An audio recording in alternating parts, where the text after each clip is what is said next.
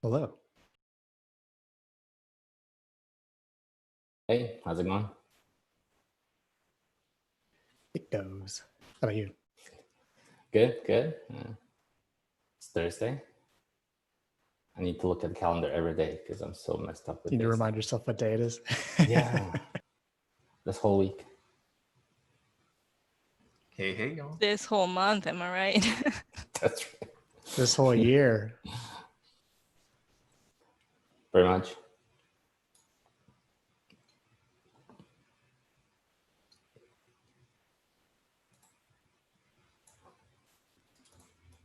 Pardon the noise. Just checking. Okay, cool. My audio stopped working like earlier this morning, so I've just been fiddling with it. That's all good now. Cool. Use Cool. your microphone. Cool. Yeah. I guess we can get started. All right. I guess we can pause the recording for this part. This is more of just kind of a cool. So looks like thanks Jeremy for adding some points. I just had a quick kind of shout out. You might have seen it in the stage wide channel.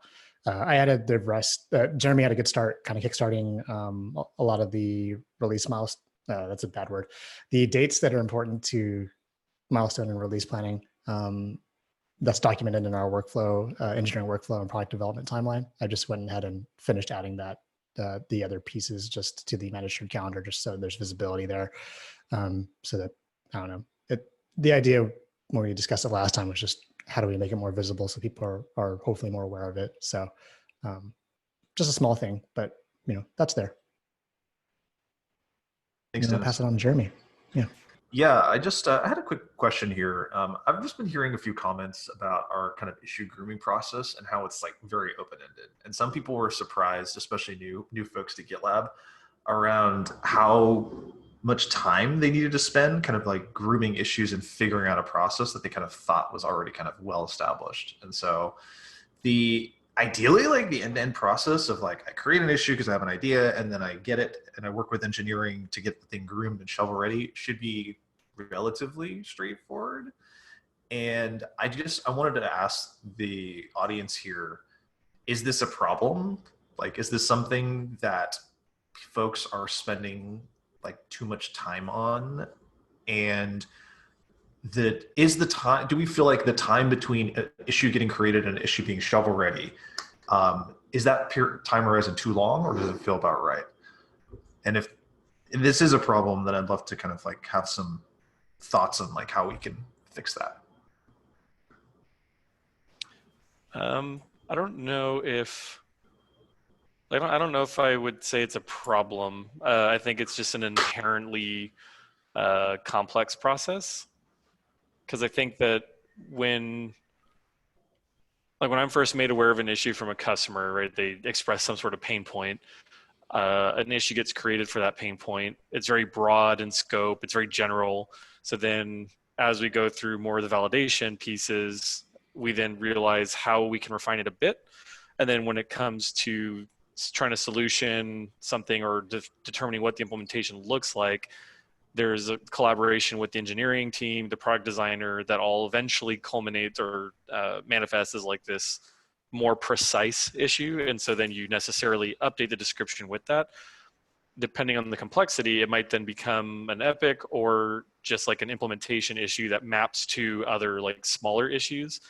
So to me, I feel like it's a fairly well-defined process, but maybe that's just because that's the process that the compliance group has established. I think I would objectively agree that it can be open-ended if you're not sure what the process is to like refine it and move it forward. Cool, that makes sense. I guess like and Matt, like if you wouldn't mind like sharing, do you find that most of that grooming happens, not grooming, refinement happens asynchronously or synchronously? And then two, do you primarily work with individual engineers or do you primarily work with your engineering manager? So I would say it's mostly async, and the compliance group, the way we operate is I'll typically work with the engineering manager, so Dennis or Dan first, until or unless they appoint or kind of tag in a specific engineer or two. And then it's usually just the one or two engineers from front end or back end that we async communicate with to figure it out. And so it'll usually be a combination of myself, Daniel is the designer, and then some number of engineers, maybe including the EM, as we walk through each of those issues. Cool. That's helpful. Yeah, I guess I it can would. say from Let's go. from my perspective, right? Like for someone coming from a team that it's like all done synchronously, right? Which is kind of like where I was coming from. It is still a little bit unclear to me, like how things flow and like what are the exact markers that cause engineering to pick issues up for refinement, right? Like it's not 100% clear, right? And I actually just like created an issue this morning to kind of like solidify that with Dennis and Liam, right? Just to have clear handoffs. I think when you do things async, it can just be really easy for things to get missed, right? And I think that's where we need to kind of like define things more clearly, right? Of like, when are things ready for kind of like handoffs, I call them. It's not throwing up over the wall, but just like when you bring people in to your, basically, okay, I'm done writing this issue, right? I need engineering and UX to look at it and tell me what's missing, right? Like, what are the exact kind of like markers for that, right? And then making sure the other part of the team is looking for that, right? On some sort of regular interval and just agreeing on what that is. That wasn't very clear to me coming in, right? And I think that's going to be different team by team. I don't think it needs to be the same, but those are things that need to exist for it to kind of flow to the point where when you're doing milestone planning, it's easy, right? Like you're not scrambling. Ideal is that you already have done all that work ahead of time. Yeah, Dennis, were you about to say something? Yeah, I guess I just wanted to understand, like, if you can be with some of these like things you're hearing, like in what ways they're being open-ended. Is it because they don't understand that like the end state of an issue should be like moving to workflow scheduling or ready for development, or what exactly? I guess I'm just trying to understand like where the lack of clarity is. I think that was part of me asking the question here to try to get clarity on that. But in general, I think that it's just we err towards giving groups flexibility in terms of how they would like to operate and refine issues. And maybe there's a sweet spot between being so open-ended and unstructured that you leave every group like an unlimited amount of room, and being so strict that we're all using the same processes across the entire company, and people have to, it's obviously very well defined, but like there's no room for error. And I'm hearing that maybe we're erring more towards the left hand of the spectrum, and for apparently like Melissa just said, someone that's new to the organization, it's unclear in terms of like, hey, here are the questions I need to answer, here are the milestones, here's how like how we hand off issues from product engineering, here's what engineering expects from product, here's product, how we do that asynchronously. Because it does take time to get right. Like when I was new to GitLab, it took me quite a long time to be able to really grok that. So that's all. Got it. Yeah, I mean, there's definitely, I mean, I'll say from my perspective, we do have a few gaps of connecting the dots, so to say, in our stage page. We include how we organize issues in terms of like we use the on deck label or whatever we'll rename that to organize issues that we want to currently refine.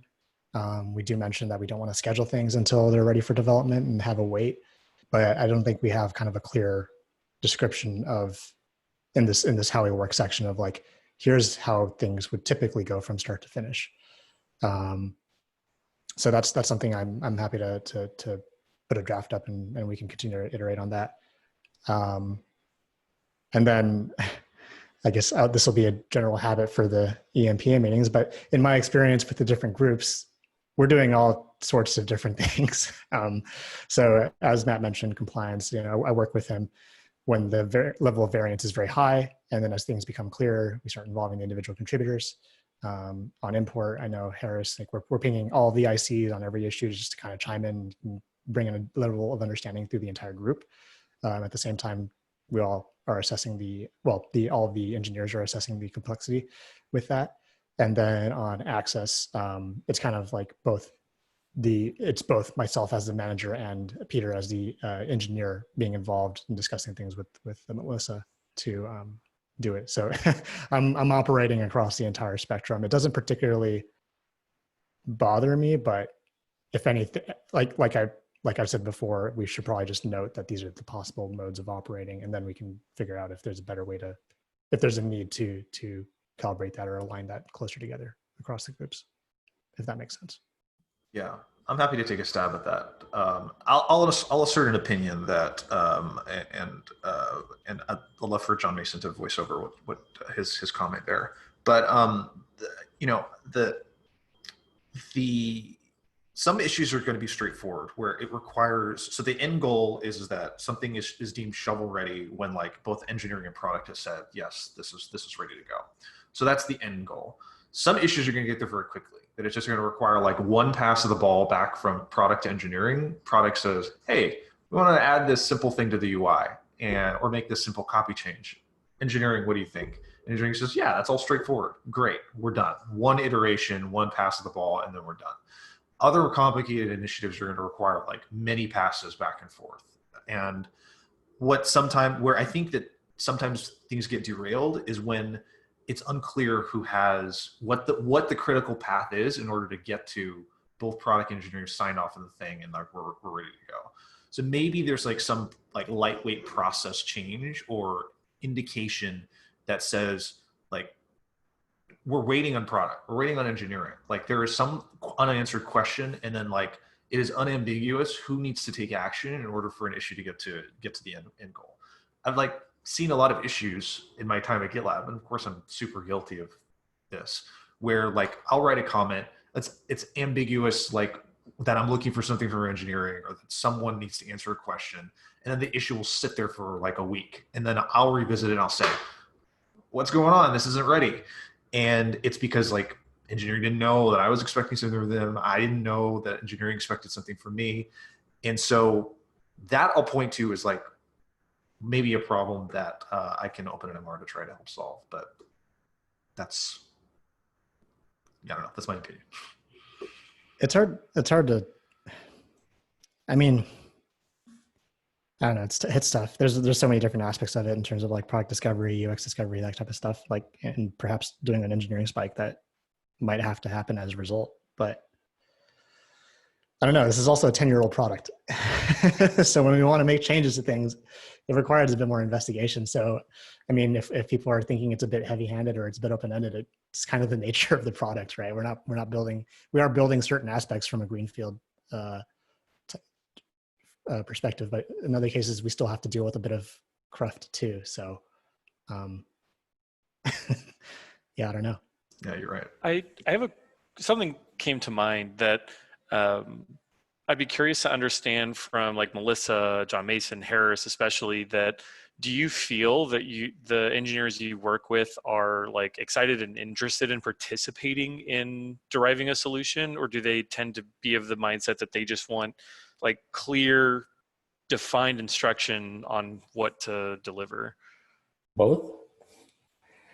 So I've gotten direct feedback from engineers that I have one-on-ones with that they would like to be involved early so that they can provide their feedback early, which has actually proven really helpful because we were able to quickly identify things that, were not the right direction, or weren't going to give us clear answer, and just recycle it in the early stage, as opposed to kind of having that issue go through a lot of process only in the end to be shut down by the actual truth, this was not something that we should do.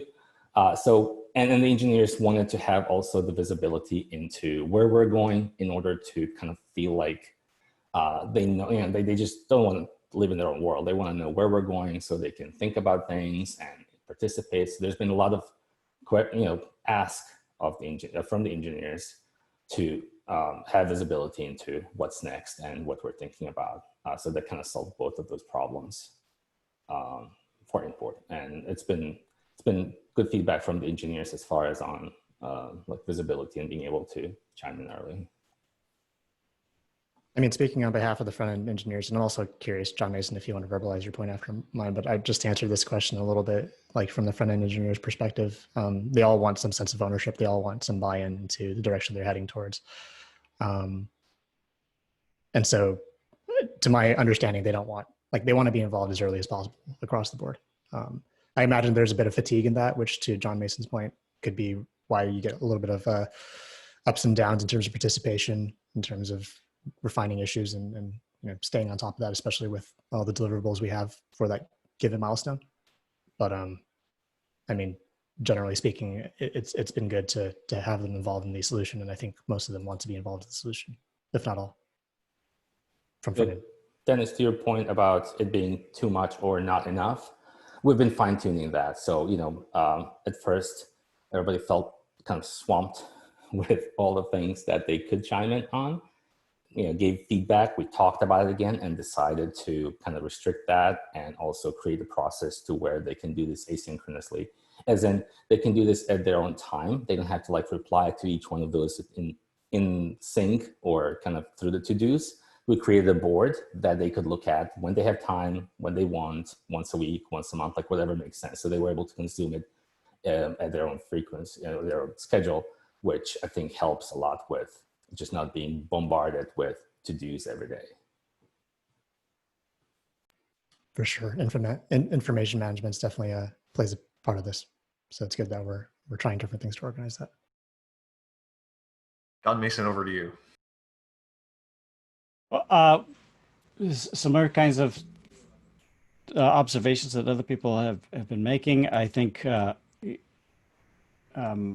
I've bounced all over the place between having too much detail and not enough clear questions about, hey, what kind of feedback am I looking for engineering on, and some of my issues to being, more open-ended, but defining the problem and still not seeing, much engagement. So this is an issue that I'm pretty perplexed about. Like some issues seem to fly right through. There's really good dialogue from the beginning with engineering, especially if something is very small and easy to understand, but if it has larger implications, it seems like, I'll get a comment here or there, but no real substantive discussion that's like counter proposals which makes me wonder if like the engineering team is not really interested in participating at that level, or if they have such a push towards completing MRs that they just don't have time for it, or yeah. Have you talked to them about that? What have you asked them the question? Well, I haven't asked the question directly to the team. And I haven't been involved in any kind of retrospective process yet. So, I mean, I think there's still a lot of getting up to speed for me, I think. And, but it's definitely a conversation I really want to open with the team, because in order for there to be enough shovel-ready items, we have to groom quite a bit, every week. And if we're not getting that, through that grooming process in a timely way, we're always going to be just, picking up technical debt items and not actually moving on strategic items. That was exactly my first 2 months here. I kind of put issues out there and they just don't refine themselves. like at the end of the month, they'd be in the same spot, nobody contributes, nothing has moved on. And now I'm planning, and then in planning, all the questions arise, and we then pretty much had to refine the issue during planning because it hadn't been refined ahead of time. So I was in the exact spot, like the whole storming before the team forms. And then we kind of had a lot of talks, one-on-ones and group talks to discuss that and kind of came out with a process that seems to work for most. But it was only because everybody talked. Like, for example, us talking here, I feel is an anti-pattern if we talk about what the engineers should be doing and how they should be doing things. This discussion needs to happen with the people who are involved and affected by this. Yeah, I agree. And I feel like in the analytics team in particular, we have basically one synchronous meeting a week, and we try to keep it pretty short. So it feels like there's really never enough time to have these substantive conversations. Cool. Well, I'm happy to invalidate Dennis's last point that this is a less productive meeting with fewer agenda items. So we'll keep this as a weekly meeting for now. Thanks, Dennis, for moving up the last item on OKRs to next week. I will say I wanted to just, as a quick preview, we're near the end of the month. We have another 2 months on these, but I at least wanted to bring these up as something to keep in mind. For product, we should definitely continue to build out our North Star metrics dashboards. If there's any challenges that y'all are running into there, just let me know. I'll help however I can. And as far as engineering goes, I clicked into some of the engineering issues, and I would love to know if there's how we're doing there, and if product can do more to kind of help us make sure that we're achieving our engineering OKRs for individual groups as well. So looking forward to talking a little more about that next week.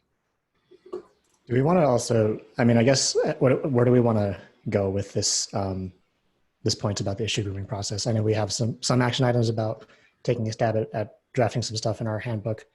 Do we maybe want to just check in on this next week as well? I'd say so. Let's add it as like a stub, and we can add it as a discussion item, and hopefully we'll have some MRs and some more solutions to kind of discuss there. But yeah, that's a great point. Awesome. I'll do that. So I had pseudo plagiarized Harris's process and created like my own backlog. Actually, I just did this morning, and I tagged Dennis and Liam on it. Are we, I don't know, like, sorry, we're over time, but are we kind of like leaving it sort of open for teams to like define this on their own? Should I pause on that? And y'all are going to be working on something for the whole stage. What do we do? No, please continue to refine that. Okay. Yeah, if there's need for calibration or alignment, we can do that later. Okay. But don't let us block anything. Sounds like I need to learn from Harris some things. I can have a presentation. Yeah, y'all should, Well, do a coffee chat. If y'all copy it, then we're all consistent, then I'm happy. Yeah. So go for it. If we can all talk and agree on one thing, then we just solve your problem. You know where my opinions lie, but I'm open to it. Great idea, y'all. Great to see you. Thanks for being 2 minutes over. Have a great rest of your day. Bye-bye.